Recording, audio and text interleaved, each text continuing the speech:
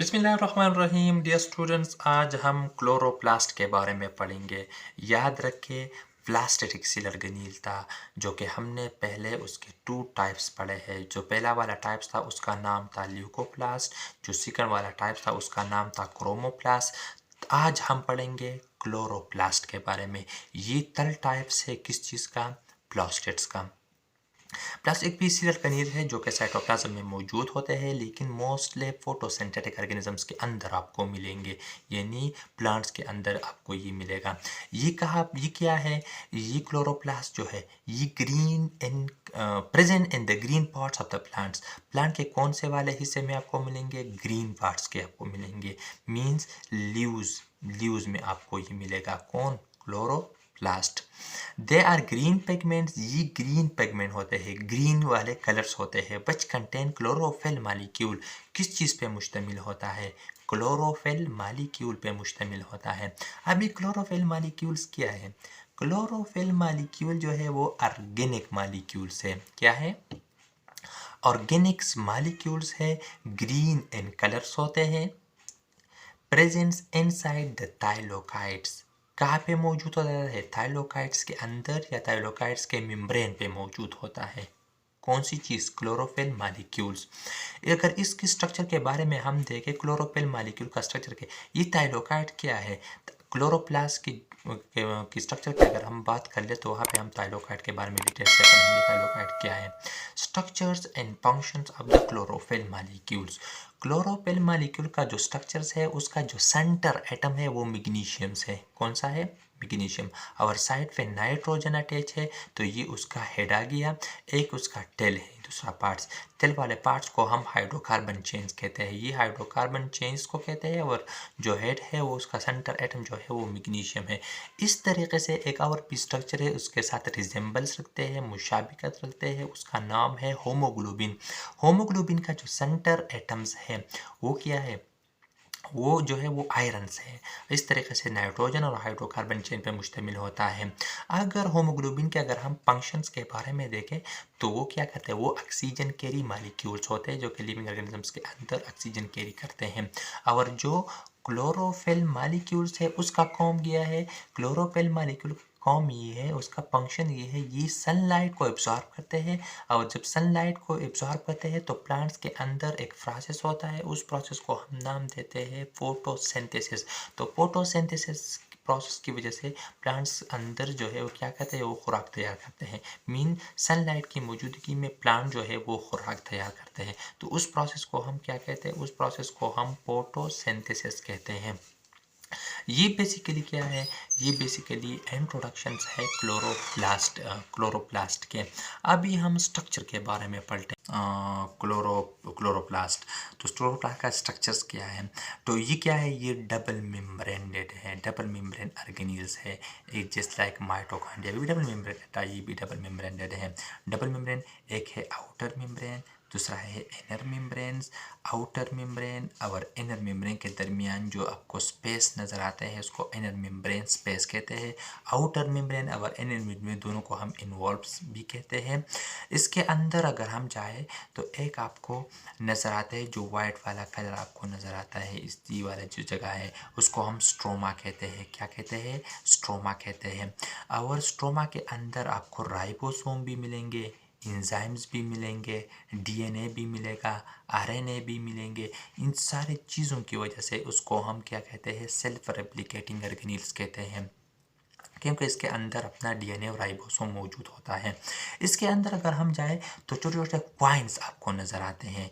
एक वाले क्वाइंस को हम थाइलोकाइड्स कहते हैं। क्या कहते हैं? थाइलोकाइड। ये एक क्वाइंस है ना, ये एक वाले क्वाइंस को हम थाइलोकाइड्स कहते हैं। और जब ग्रुप ऑफ थाइलोकाइड्स आते हैं तो फिर उसको हम ग्रेनम कहते हैं। क्या कहते हैं? ग्रेनम। तो एक स्ट्रोमा वाला पार्ट्स हो गया, दूसरा ग्रेनम वाला पार्ट्स हो गया। ये एक वाले ग्रेनम दूसरे वाले ग्रेनम के जिस चीज़ के साथ कंबाइंस होते हैं इसको हम इंटर ग्रेनम कहते हैं। ये वाले जो आपको नजर आते हैं इसको हम इंटर ग्रेनम्स कहते हैं।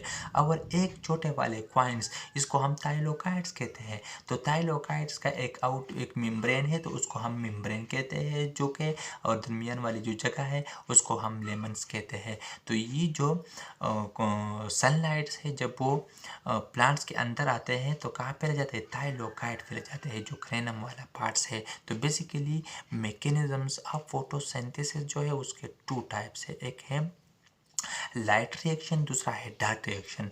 जो लाइट रिएक्शंस है वो ग्रेनम में होता है, जो डार्क रिएक्शंस है वो स्ट्रोमा के अंदर होता है।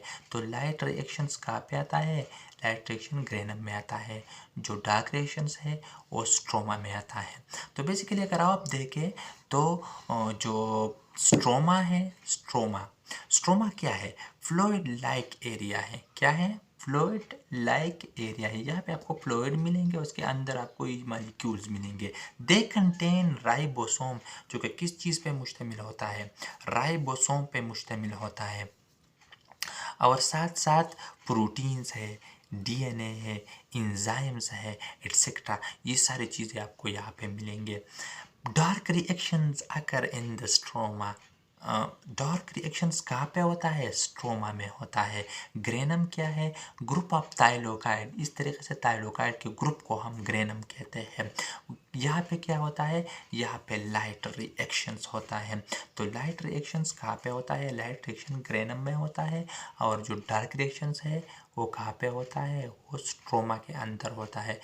अभी हम पढ़ते हैं फंक्शन ऑफ द क्लोरोप्लास्ट। तो क्लोरोप्लास्ट का काम क्या है, उसका फंक्शंस क्या है। तो सबसे पहले है site for the photosynthesis. Photosynthesis जो है वो कहाँ पे होता है, वो क्लोरोप्लास्ट में होता है।